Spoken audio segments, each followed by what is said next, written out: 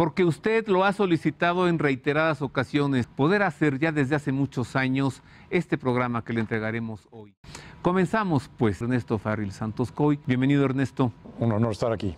Muchas gracias. Y para revisar también asuntos de teología y de iglesia, José Alberto Villasana, además de ser un muy buen analista de geopolítica, es un excelente teólogo. Bienvenido, José Alberto. Muchísimas gracias por la invitación, Roberto. Miguel Salinas, experto en geopolítica. Miguel Salinas es además el editor del Boletín de Inteligencia. Bienvenido, Miguel. Muchas gracias, Roberto. Es un honor estar con la invitación.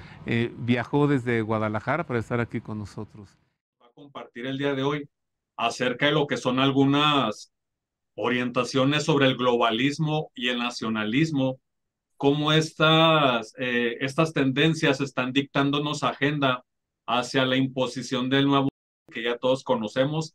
A lo mejor, Miguel, pues usted cuando vea la repetición también se va a dar cuenta que pusimos pillidos porque ya ve que hay palabras que YouTube o el algoritmo no nos permite manejar abiertamente. Claro. Y en base a esto, Miguel, pues lo escuchamos atentamente. Muchas gracias. Bueno, pues yo creo que el tema del globalismo se ha generalizado sobre todo en las últimas décadas y especialmente yo creo que en lo que va de este siglo, pero esto viene básicamente a partir de la caída del muro de Berlín allá en 1989, noviembre del 89, cuando el mundo que estaba dividido en teoría en dos bloques o un poquito antes en tres, que eran los países no alineados, y por otro lado estaba los países alineados con Estados Unidos y los que estaban en la esfera soviética.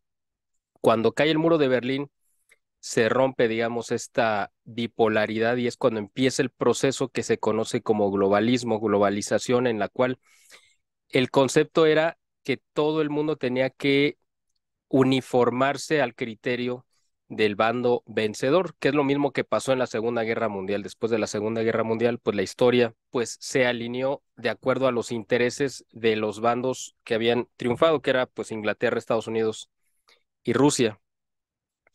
Y el globalismo básicamente se lanza como un concepto de dominación mundial en la cual los países, cada país con sus respectivas características individuales, iban a perder precisamente esa característica para sumarse, para aglutinarse en torno a un proyecto superior, ¿no? Y este proyecto superior, pues básicamente es el del globalismo, en el cual el mundo iba, o sea, los países iban a tener una única voz, una única opción, en la cual, perdón que esté aquí ajustando el video, pero ya, ahí estamos.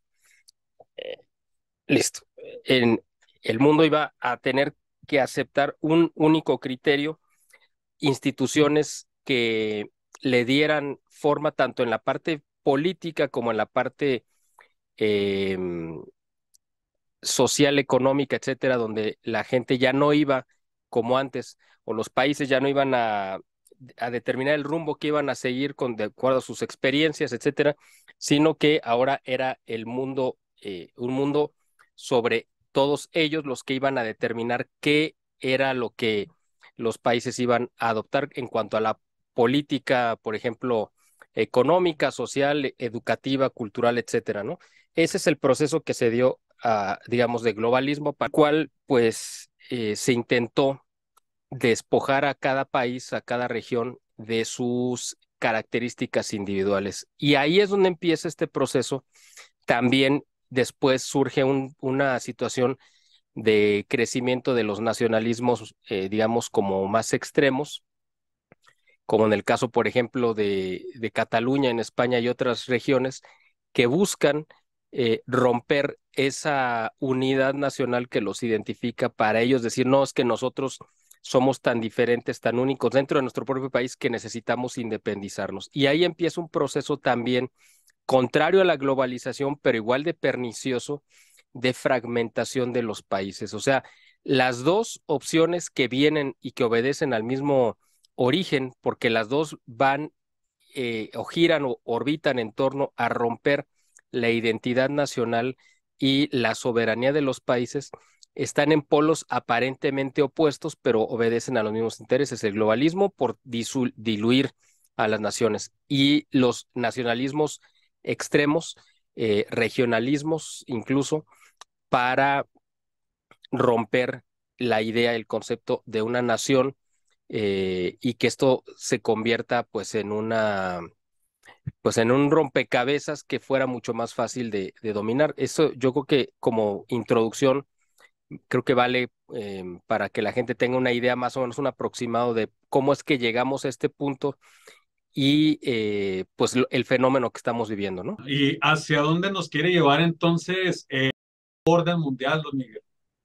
Bueno, a partir de esta idea precisamente del globalismo, de la globalización o de la imposición hegemónica de los intereses principalmente anglo-norteamericanos sionistas, porque ese es el concepto real completo, surge esta idea que se llama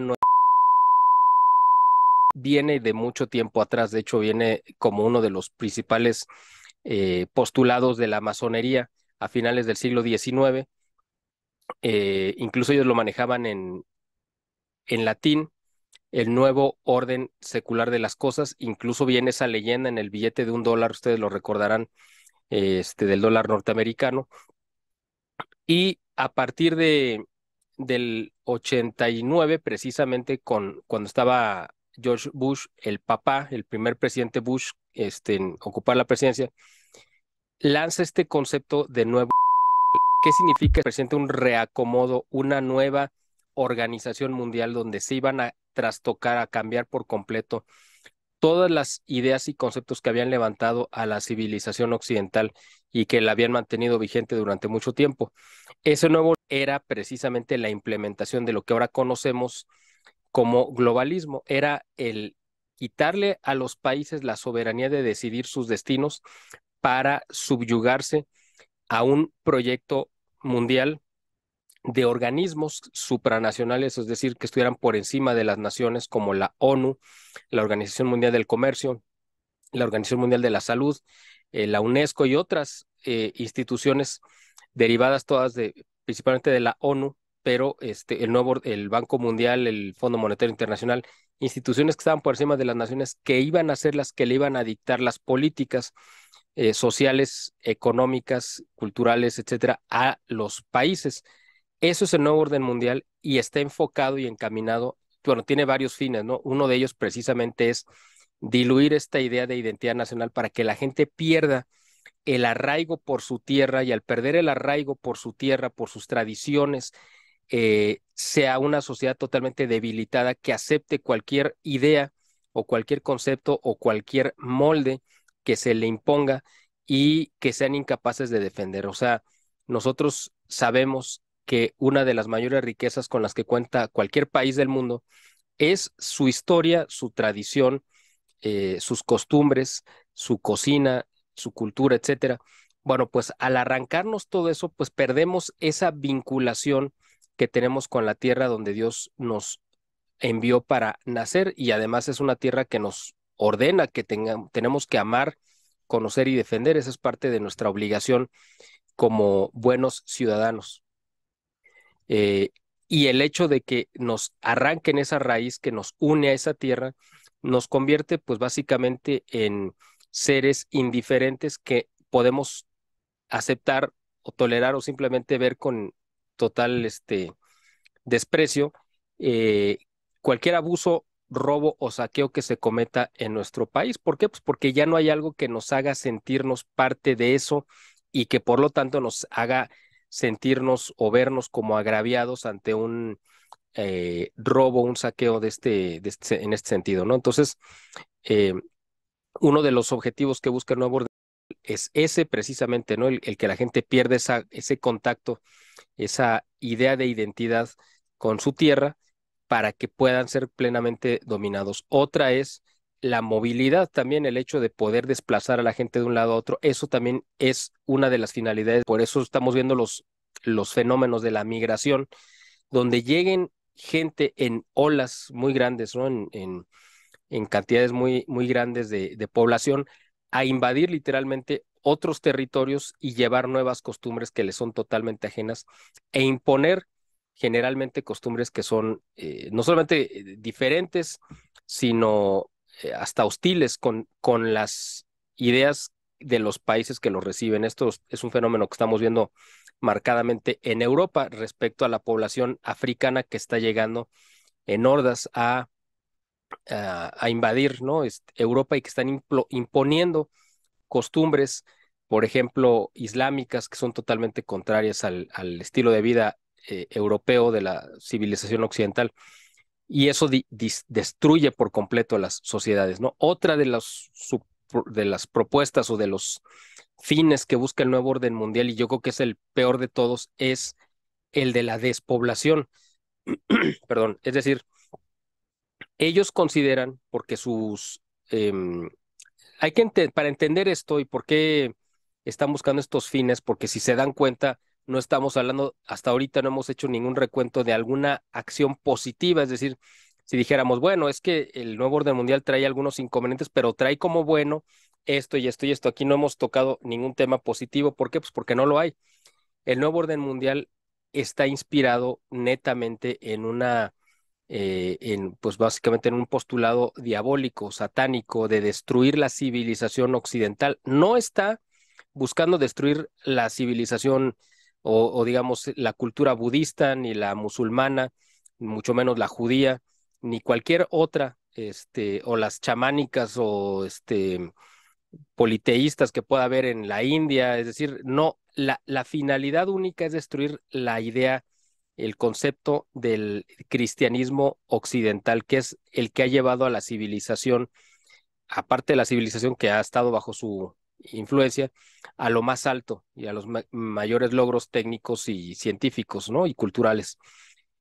Por eso es que el nuevo orden mundial está enfocado en destruir exacta y precisamente esa civilización occidental cristiana.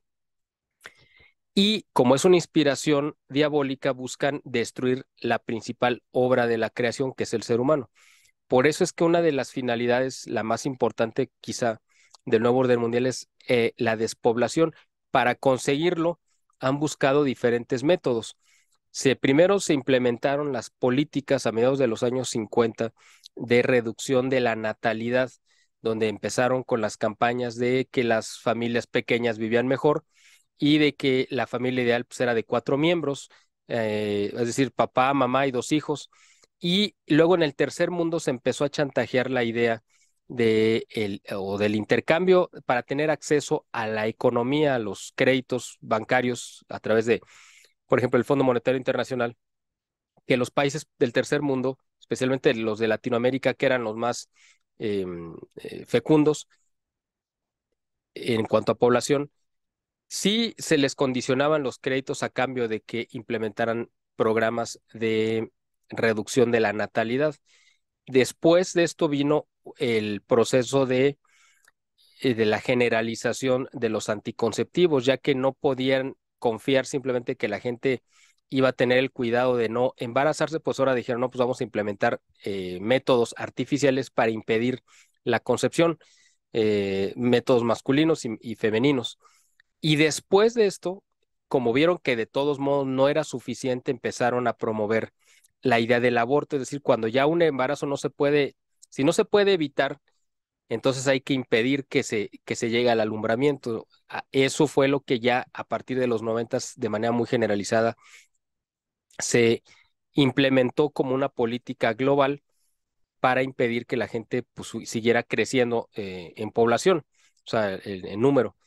Y a partir ya de unos 20 años para acá, es decir, prácticamente lo que llamamos de este siglo, ya dijeron, bueno, de todos modos el aborto no es la solución porque pues muchas madres que están en el quirófano en el último momento se arrepienten y no es suficientemente punitivo la medida del aborto porque no todos lo aceptan.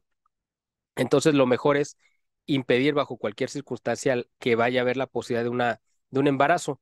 Y la única forma en la que uno puede promover la promiscuidad sexual y por el otro lado impedir que haya una concepción es promoviendo la homosexualidad, donde mujeres con mujeres y hombres con hombres puedan relacionarse sexualmente, y eso va a cancelar por completo la posibilidad de una concepción. Y eso es en el proceso en el que estamos ahorita, ¿no? Entonces es parte del proceso de despoblación, pero además de esto vino una serie de medidas como la hambruna en muchas regiones, o sea, el impedir que regiones muy pobres pudieran tener acceso a desarrollo a través de créditos o de obras de infraestructura que los hubieran sacado de la postración. ¿Por qué? Porque ellos, los que diseñan estos proyectos, dicen a mayor prosperidad, o sea, si la gente sale de su condición de pobreza, pues va a querer tener más hijos. Entonces es mejor que los mantengamos muy pobres y aunque sigan teniendo hijos, pero son hijos que van a nacer en condiciones tan desfavorables que van a morir en la infancia. Y además se implementó la idea también de lanzar pues enfermedades globales con la idea de ayudar a despoblar el mundo. Muchas enfermedades que sí tienen cura, o sea, que sí tienen remedios, que sí hay medicinas para combatirlas, no se les permite que tengan acceso a la mayor parte de la población precisamente para que estas enfermedades que se podían curar fácilmente puedan provocar la muerte generalizada. Esto hay un detalle importante que mencionar. Hasta principios del siglo XX, toda la medicina que había en el mundo pues era medicina natural o naturista. Todo, no existía la medicina química. Esto se implementó como parte de un proyecto de la Fundación Rockefeller y del mismo John D. Rockefeller a principios del siglo XX, cuando él quiso tomar el control de la medicina a nivel mundial y financió proyectos. Eso lo tenemos nosotros documentado y publicado en nuestra revista, por si alguien desea consultarlo. Viene toda la historia de cómo Rockefeller financió a médicos, científicos, investigadores y universidades para cambiar el giro de la medicina mundial y convertirla en una medicina artificial hecha en base a químicos, ¿no? A sustancias que se sintetizaban los ingredientes naturales de las plantas y lo convertían a través de sales y otros procedimientos minerales y artificiales en medicamentos que causaban reacciones de rechazo en el organismo. Y esa ha sido la medicina hasta la fecha. Por eso la gente toma medicinas para callar los síntomas de alguna enfermedad, pero no para curarse, ¿no? Bueno, eso es una visión un poquito más amplia de cuáles son los fines que busca el nuevo orden mundial. Entonces, don Miguel, lo que es la crisis social, la crisis política, el embate demoníaco que habla usted al principio de esta increíble entrevista, ¿cómo le están impactando actualmente a nuestro país y hacia dónde vamos como país? Bueno, México en particular tiene yo creo que estamos ahorita bajo una infestación demoníaca porque, bueno, pues México es un país elegido en los planes de la redención. Yo estoy convencido de ello. México es el país pues con más católico del mundo. La gente dice, bueno, pero hay más católicos por ejemplo, en Brasil. Numéricamente sí, lo que pasa es que el catolicismo en Brasil pues, es un catolicismo pues muy sui generis, ¿no? Ahí hay muchas corrientes, es una mezcolanza bastante extraña, pero de un catolicismo, digamos, tradicional, o hablemos en términos más generales, abarcando pues iglesias ortodoxas y todo tipo de creencias cristianas, probablemente es el país con más cristianos activos. Aunque en Estados Unidos hay más, pero ahí hay más cristianos protestantes, ¿no? Entonces, México tiene un plan, tiene una misión que cumplir dentro del plan de la redención.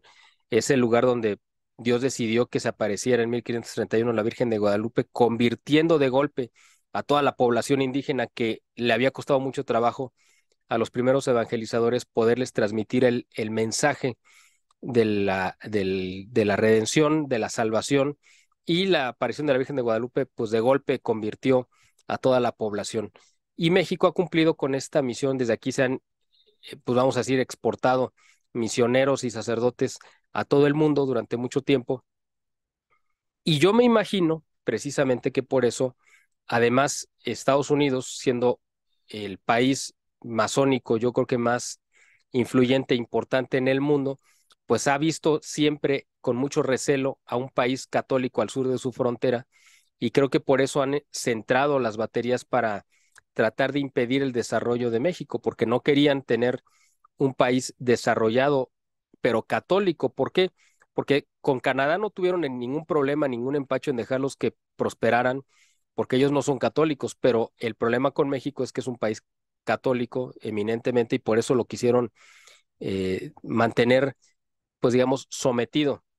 Y eso se dio gracias a la complicidad, obviamente, de los gobiernos masónicos impuestos en su mayor parte en el siglo XIX por Estados Unidos, que sirvieron como gerentes al servicio de los intereses norteamericanos. Y lo que estamos viendo actualmente, incluso con el gobierno actual, pues es una consecuencia directa de esta deformación y de esta influencia masónica que nos ha traído a, pues que nos ha destrozado como país. Ahorita tenemos al frente del gobierno, todavía por un año más, a un presidente masón que exalta los valores, si es que lo pudiera llamar así, o los principios, más bien dicho, masónicos, y las consecuencias, pues las tenemos, yo creo que a la vista de todo mundo, donde ha crecido la pobreza, la inseguridad como nunca, pero esto es un problema espiritual más que político y más que económico. El hecho, por ejemplo, de que el narcotráfico se haya convertido en una creencia religiosa que hace sacrificios humanos, regresando a lo que teníamos antes de 1531 o incluso antes de 1519, cuando llegaron los españoles y empezaron a erradicar los sacrificios humanos, esta regresión de 500 años que los narcos están haciendo, ofreciendo las víctimas a los demonios, esto ha propiciado una infestación diabólica como nunca antes la habíamos tenido en nuestra historia. Y además, a partir del 2007, cuando se legaliza el aborto en la Ciudad de México, también esto impacta directamente en la cuestión de la seguridad. Ahora, a partir de la semana pasada o principios de esta, que la Suprema Corte despenalizó el aborto en todo el país, pues vamos a ver, desgraciadamente, creo yo, no lo digo como una profecía, porque no soy profeta, pero sí lo digo como me imagino que como una consecuencia lógica que va a venir un incremento en la inseguridad, en la delincuencia y en todos los crímenes de alto impacto. ¿Por qué? Pues porque le estamos abriendo las puertas, portales a entidades demoníacas que van a entrar a destruir lo que queda todavía de nuestro país. Y esto se tiene que combatir, creo yo, y estoy convencido de ello, y siempre lo he dicho, espiritualmente. Y en este sentido, pues ustedes también tienen una labor muy importante que cumplir. ¿Usted considera entonces, por ejemplo, Dios no lo quiera, pero bueno, ya lo dijo, no somos profetas en el sentido estricto de la palabra, aunque sí por el orden bautismal que nos hace sacerdotes, reyes y profetas? ¿Usted considera que a lo mejor si en lugar de ser la señora Claudia Sheinbaum fuera Marcelo, fuera Xóchitl, esto no se va a detener? ¿O cree que alguno de ellos diga, no, pues sí, mi corazón está convertido al cristianismo, yo no creo en esto del palo de mando, no sé cómo le llaman, el báculo El bastón de satánico? mando. Ajá. ¿Usted qué considera, Miguel? Yo creo que si hubiera sido la candidata, si el candidato hubiera sido Marcelo Ebrard, o si fuera la próxima presidenta Xóchitl Gálvez o Claudia Sheinbaum, realmente no creo que hubiera habido ninguna diferencia, porque básicamente están plegados desgraciadamente al mismo sistema. De hecho, el mismo Marcelo Ebrard pues, fue el que legalizó el aborto en el año 2007 en la Ciudad de México. Claudia Sheinbaum pues también es una declarada abortista y ella, si está en su poder, va a generalizar o legalizar o promover, ya está legalizado, pero lo va a promover el aborto y el feminismo y todo el avance de toda esta agenda de destrucción. Xóchitl Gálvez, pues ella también ha declarado lo mismo. No creo que ella tuviera, ella por su cuenta, la intención de revertir algo de esto.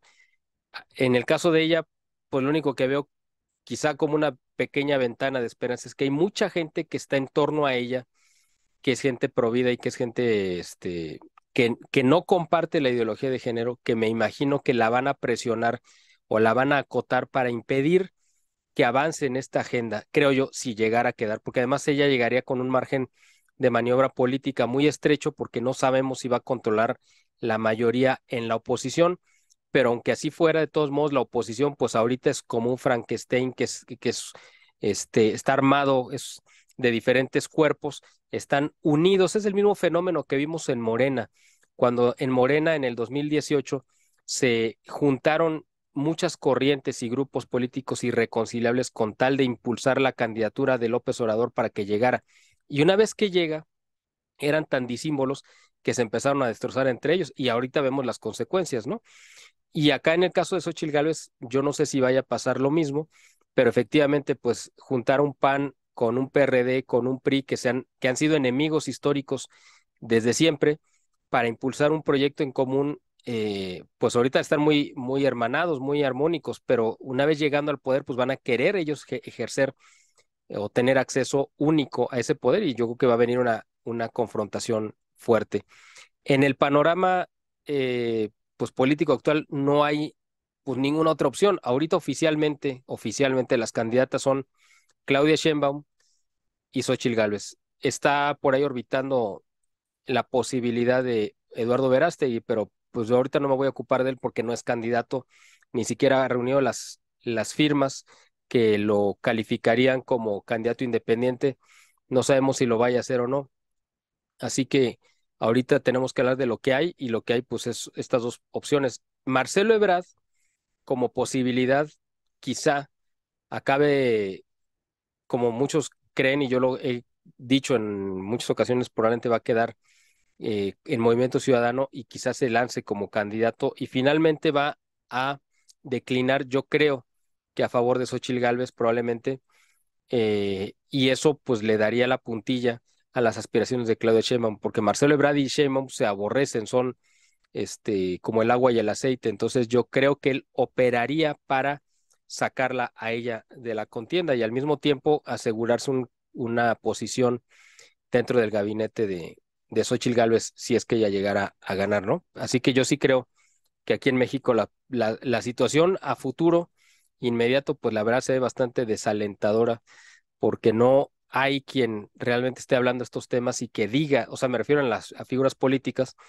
que estén en la contienda y que pueda entender que hay una razón de fondo espiritual que se tiene que combatir desde la espiritualidad. Ninguna de ellas tiene esta idea y al contrario, Sheinbaum está consagrada pero a las fuerzas del demonio. Ya fue a hacer una consagración a Catemaco, que es la sede en México donde está la brujería más fuerte, con una gran influencia cubana y de otras regiones como de África y otras partes, y ella fue a hacer una visita, supuestamente una gira de trabajo, pero realmente fue a consagrarse, a pedir, como lo hizo López Obrador en su momento, consagrarse al demonio con tal de acceder, tener acceso al poder. Si ella llegara a conseguirlo, pues va a entrar comprometida totalmente con las fuerzas del demonio y eso pues va a ser totalmente negativo para nuestro país.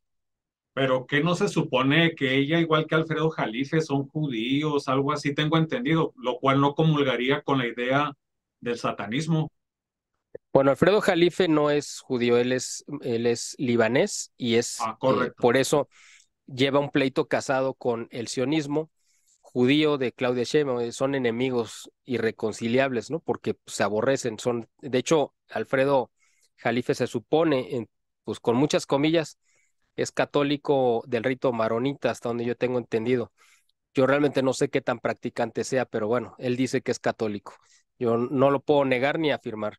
Pero en el caso de Sheinbaum, pues no se contrapone que sea judía y que sea satanista, porque muchas de las corrientes o algunas de las corrientes judías desgraciadamente se han desbarrancado y se han ido a convertirse en extensiones del satanismo. ¿Por qué? Pues porque en su odio hacia el cristianismo, cuando el cristianismo surgió como una religión y como la corriente más influyente en el viejo mundo, tanto en Asia como en Europa, el judaísmo se ha dedicado a combatir a la iglesia y al cristianismo desde su origen y tratando de infiltrarlo. Y esto no es una revelación política que yo esté haciendo.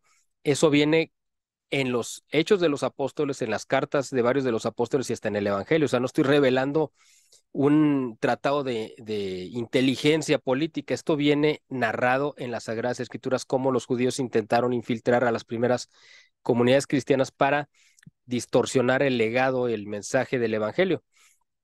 Y desde ese momento la iglesia se ha convertido en el principal enemigo de la corriente más dura y más radical del judaísmo. Yo no digo que todos los que son judíos en el mundo odien a la iglesia. no todos, obviamente. Por ejemplo, en Israel, la mayor parte de los habitantes de Israel judíos, pues son ateos, que parecería una contradicción. ¿Por qué? Pues porque se supone, es como si dijéramos que los cristianos somos ateos, pues como si somos cristianos, ¿cómo vamos a ser ateos? El problema es que el judaísmo dejó de ser una religión y se convirtió en una ideología y en un movimiento político, social y económico. Ya no tiene que ver con una cuestión, una relación del hombre con Dios o una vía de llegar a Dios, sino se convirtió en una ideología política y económica de dominación, y por eso muchos judíos no ven conflicto, no tienen conflicto en entregarse a las fuerzas más oscuras, porque además en su odio, en este odio que yo mencionaba hace unos momentos hacia el cristianismo, pues han caído presas pues del demonio y ahora actúan para beneficiar los planes del demonio, que es el de destruir a la iglesia y el legado cristiano. Por eso muchos de estos judíos pues son abiertamente satánicos, ¿no? Como la familia Rothschild, que son judíos, como George Soros, que es judío, y podemos mencionar a muchos otros, ¿no? Todos los fundadores y la gente que trabajó en el Instituto Frankfurt, que es el instituto desde donde surge toda esta corriente de pensamiento que ahora conocemos como pues la nueva izquierda el pues el comunismo cultural que nos está agobiando y nos está asfixiando en todo el mundo, pues de ahí surgió, y todos los pensadores más perversos del siglo XX, curiosamente, y lo dejo así, pues todos compartieron que eran judíos. Es una tendencia, es una casualidad, es una predisposición, pues eso yo lo dejo ya al criterio de quien escuche y vea este programa, pero pues simplemente dejo el dato ahí.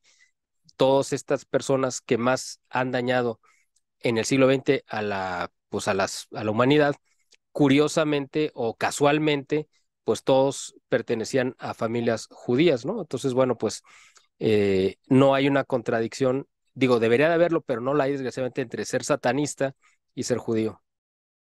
Por ejemplo, eso de que me acordé, Zelensky, que se supone que es un presidente ortodoxo, parece que a veces se porta como marioneta del nuevo orden. No sé qué opina.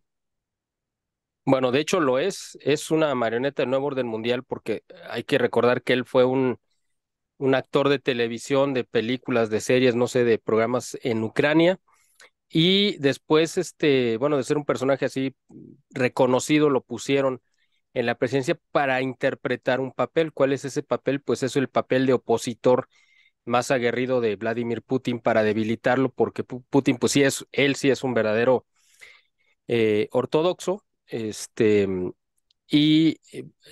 historia de Putin es muy interesante, porque pues él viene como funcionario soviético de la ateísima Unión Soviética, que persiguió a la iglesia ortodoxa, a todas las iglesias, pero en particular a la ortodoxa. Y Vladimir Putin, pues al paso del tiempo, porque su mamá era muy religiosa, pues acabó imponiéndose en el corazón de ese niño, al paso del tiempo, pues esta idea, ¿no? De la religión. Y entonces, pues creo yo que sí es un real creyente, pero bueno, estábamos hablando de Zelensky. Él está interpretando el papel de opositor a este Vladimir Putin, al que Occidente no lo quiere. ¿Por qué? Pues porque Putin se ha opuesto precisamente a todo este proyecto que mencioné a lo largo de esta media hora anterior del nuevo orden mundial. Él ha rechazado precisamente esta política de disolución, de desarraigo nacional, de entregar las soberanías nacionales a los intereses supranacionales de las corporaciones y los grupos de interés que están por encima de gobiernos. Putin se ha opuesto a todo eso y por eso ha recibido la andanada de críticas y de persecución y pues literalmente hasta de guerra de parte de Occidente. Esto empezó en el 2000. Bueno, es una historia muy larga, no la voy a contar ahorita porque nos llevaremos un programa y medio, pero tiene que ver con la primera incursión y la caída del presidente de Ucrania del 2014, del año 2014, que era aliado de Putin, y a partir de ahí los intereses que tomaron el control de Ucrania enfocaron sus esfuerzos en integrar a Ucrania a la OTAN, con la idea de convertirse en una amenaza para Putin. Y toda esa historia, que tiene ya 9 años desarrollándose, culminó precisamente con la entrada de Rusia al territorio de Ucrania como una respuesta a estos intentos, ¿no? de hostigamiento que estuvo sufriendo Rusia durante mucho tiempo. Pero, pues obviamente Zelensky, pues me imagino que es tan falso su militancia, por si algo, religiosa, como es precisamente su papel que está interpretando como presidente y como líder de las Fuerzas Armadas, como líder supuestamente de la resistencia de la OTAN, o bueno, no de la OTAN, sino de Occidente, para combatir a Putin y su expansión, como ellos lo quieren ver o presentar, etcétera. Así que yo la verdad no le creo esa postura religiosa que pueda tener él.